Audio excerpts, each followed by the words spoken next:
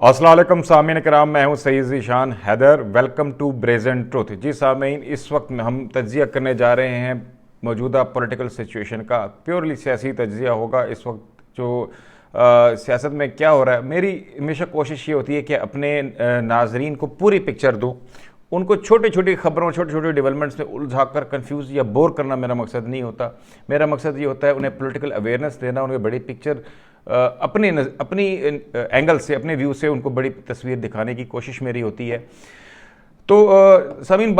इस वक्त सिचुएशन क्या है जी? इस वक्त जो बयानिया चल रहा है, इस वक्त ज़रा अबलाग में बात चल रही है कि जो हवा जो है वो मुखालिफ सिमत की चल चुकी है मियाँ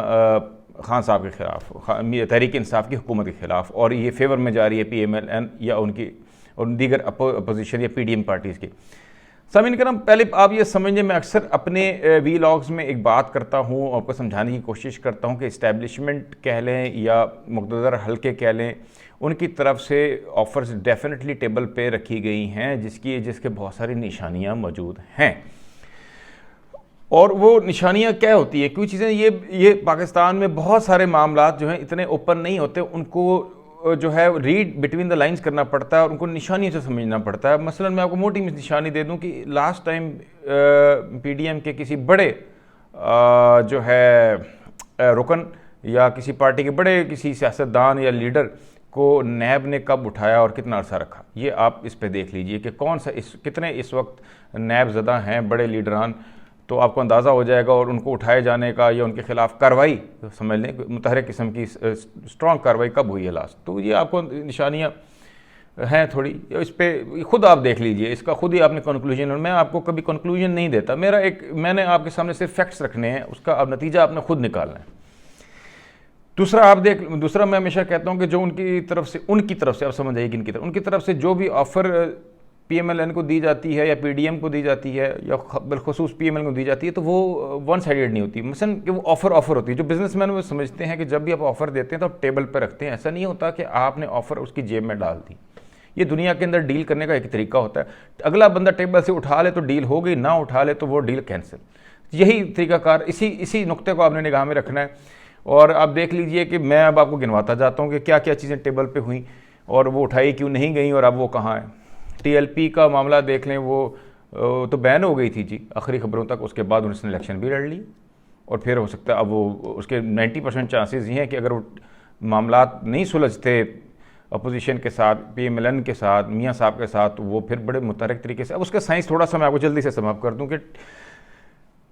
कहा जाता है मुबैना तौर पे TLP को इसीलिए मुतहरक किया गया, स्ट्रॉन्ग किया गया कि क्योंकि राइट का दाएं बाजू का वोट था जो कि पंजाब में बिलखसूस, और उसके वोट बैंक को अलहदा होने की वजह से PMLN ने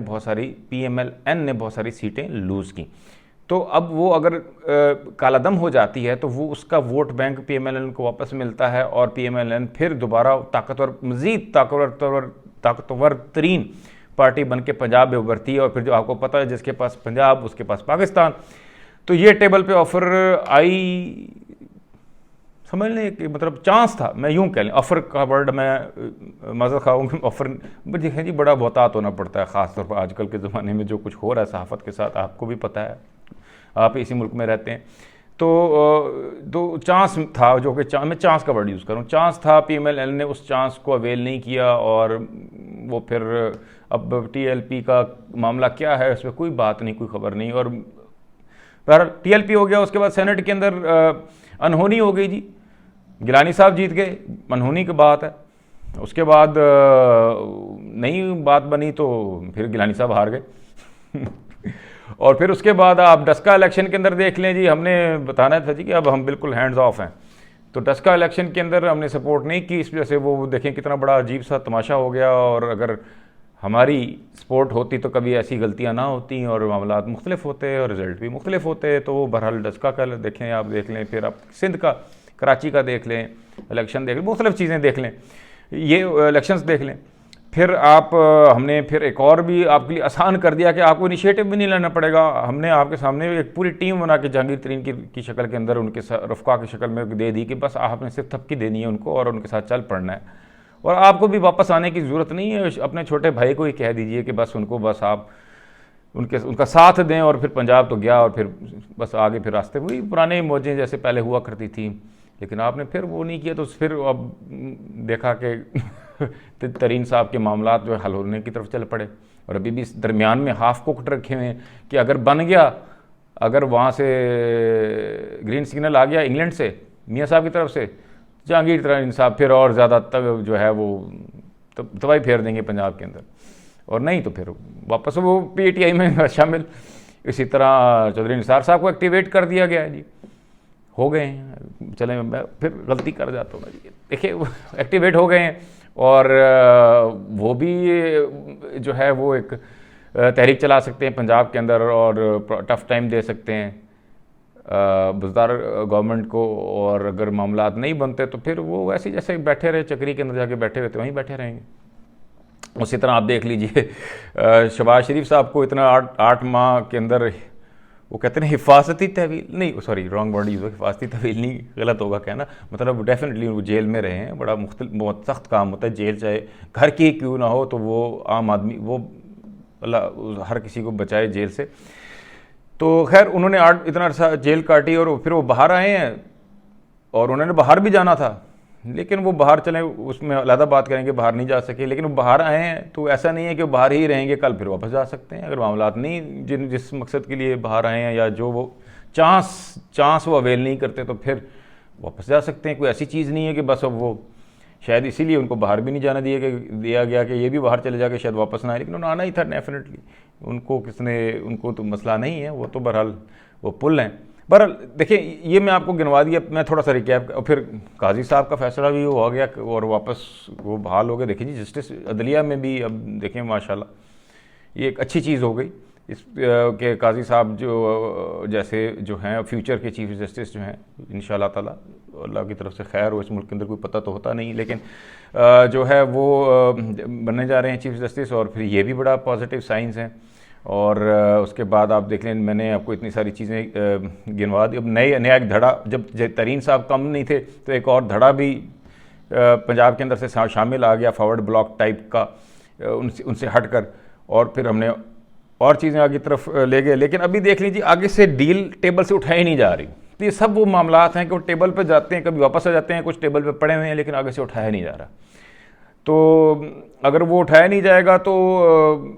उनका बयानिया ये है, मियाँ साहब का बयानिया ये है कि हम उनके साथ हाथ मिला लेते हैं तो फिर तारीख फिर दोहरानी शुरू हो जाएगी, फिर उसी तरह 90 की दहाई में हम चले जाएंगे, एक हुकूमत को हमने मिलकर टॉपल कर दिया। फिर आगे जो हालात हैं, इस हुकूमत ने अपनी नाअहली की वजह से हालात इतने बुरे कर दिए हैं कि आगे आने वाली हुकूमत जो है उसको भी आवाम बड़े सख्त फैसले लेने पड़ेंगे, और फिर उन्हीं सख्त फैसलों की पादाश में उनको भी सज़ाएँ भुगतनी पड़ेंगी। ये मतलब ऐसे समझ लें, जिस तरह आप देख लीजिए कि भुट्टो साहब ने जो वॉर के बाद 70s में जो वॉर हुई हमारी, उसके बाद सकूत ढाका कह लें, सकूत ढाका के बाद किस तरह से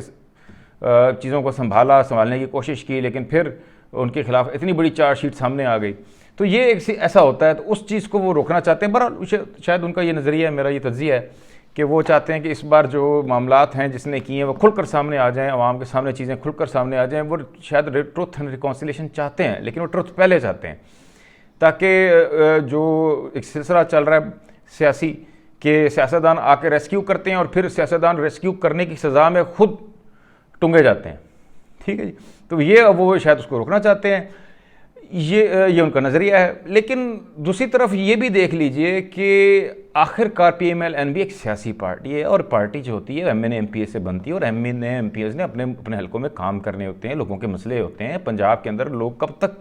PMLN साहब के नज़रिए के साथ खड़े रहेंगे? वो उनके जो MP MNAs हैं उनकी तरफ से डेफिनेटली प्रेशर है, वो चाहते हैं जी काफ़ी हो गई, अब हमारे काम जो रुके हैं, आवाम चाहती है, हमें जिन्होंने वोट देकर असम्बलीज़ में भेजा है वो चाहते हैं कि उनके काम सीधे हों, कोई डेवलपमेंट वर्क हो, मुल्क बेहतरी सिमत पे जाए, कोर्ट कचहरी प्रॉब्लम ये वो, तो वो अभी तक तो प्रेशर जो है बेयर कर रहे हैं वो। लेकिन जब इस तरह का मामला हो जाता है, चौधरी निसार साहब आके मुतहरिक हो जाते हैं, ये धड़े आ जाते हैं, तहरीक आदम एतमाद आ जाती है, फाइनेंस बिल के ऊपर बंदे पूरे नहीं होते, और फिर वो आप साहब हम यूँ समझ लीजिए कि तख्त दावत देता हुआ तख्त, खाली तख्त नज़र आता है सियासतदानों को, तो उस सूरत में PMLN क्या करेगी? फिर चुप करके बैठी रहेगी क्या?